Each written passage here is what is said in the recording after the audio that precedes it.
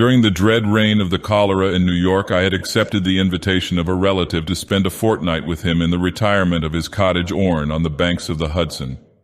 We had here around us all the ordinary means of summer amusement, and what with rambling in the woods, sketching, boating, fishing, bathing, music, and books, we should have passed the time pleasantly enough but for the fearful intelligence which reached us every morning from the populous city. Not a day elapsed which did not bring us news of the decease of some acquaintance. Then, as the fatality increased, we learned to expect daily the loss of some friend. At length we trembled at the approach of every messenger. The very air from the south seemed to us redolent with death. That palsying thought indeed took entire possession of my soul. I could neither speak, think, nor dream of anything else. My host was of a less excitable temperament, and although greatly depressed in spirits, exerted himself to sustain my own. His richly philosophical intellect was not at any time affected by unrealities. To the substances of terror he was sufficiently alive, but of its shadows he had no apprehension. His endeavors to arouse me from the condition of abnormal gloom into which I had fallen were frustrated in great measure by certain volumes which I had found in his library. These were of a character to force into germination whatever seeds of hereditary superstition lay latent in my bosom. I had been reading these books without his knowledge, and thus he was often at a loss to account for the forcible impressions which had been made upon my fancy. A favorite topic with me was the popular belief in omens, a belief which at this one epoch of my life I was almost seriously disposed to defend. On this subject we had long and animated discussions, he maintaining the utter groundlessness of faith in such matters, I contending that a popular sentiment arising with absolute spontaneity, that is to say without apparent traces of suggestion, had in itself the unmistakable elements of truth, and was entitled to as much respect as that intuition which is the idiosyncrasy of the individual man of genius.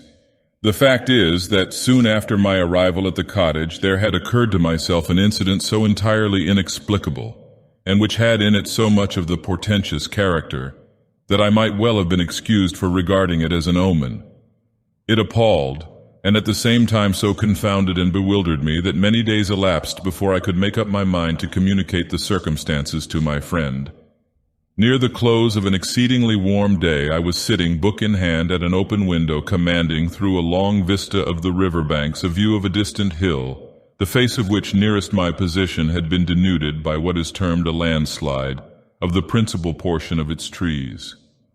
My thoughts had been long wandering from the volume before me to the gloom and desolation of the neighboring city. Uplifting my eyes from the page, they fell upon the naked face of the hill and upon an object, upon some living monster of hideous conformation, which very rapidly made its way from the summit to the bottom, disappearing finally in the dense forest below. As this creature first came in sight, I doubted my own sanity, or at least the evidence of my own eyes, and many minutes passed before I succeeded in convincing myself that I was neither mad nor in a dream. Yet when I described the monster, which I distinctly saw and calmly surveyed through the whole period of its progress, my readers, I fear, will feel more difficulty in being convinced of these points than even I did myself. Estimating the size of the creature by comparison with the diameter of the large trees near which it passed, the few giants of the forest which had escaped the fury of the landslide, I concluded it to be far larger than any ship of the line in existence. I say ship of the line because the shape of the monster suggested the idea. The hull of one of our 74s might convey a very tolerable conception of the general outline. The mouth of the animal was situated at the extremity of a proboscis some 60 or 70 feet in length and about as thick as the body of an ordinary elephant.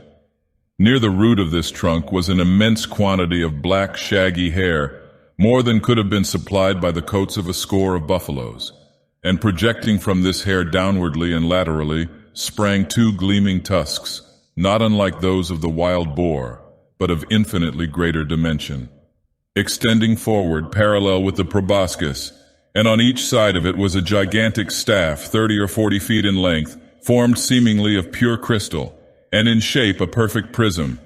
It reflected in the most gorgeous manner the rays of the declining sun. The trunk was fashioned like a wedge with the apex to the earth. From it there were outspread 2 pairs of wings, each wing nearly 100 yards in length, one pair being placed above the other, and all thickly covered with metal scales, each scale apparently some 10 or 12 feet in diameter. I observed that the upper and lower tiers of wings were connected by a strong chain.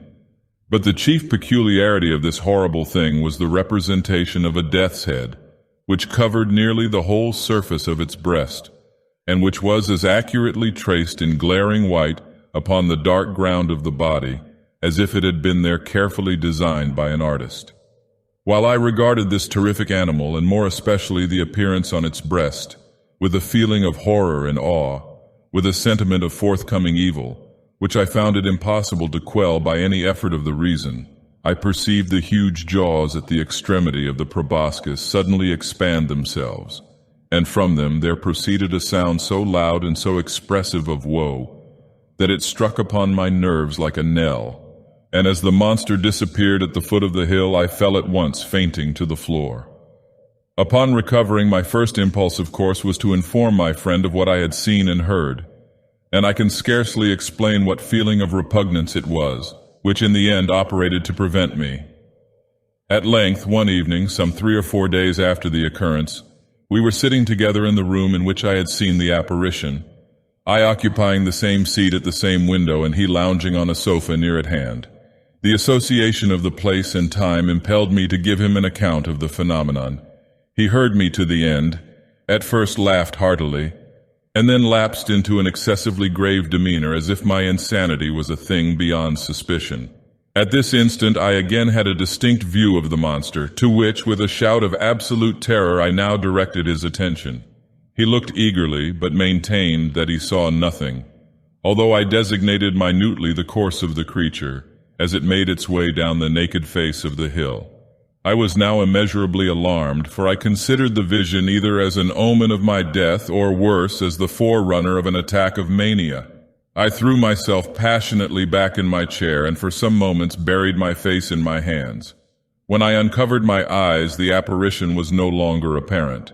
My host, however, had in some degree resumed the calmness of his demeanor, and questioned me very vigorously in respect to the conformation of the visionary creature.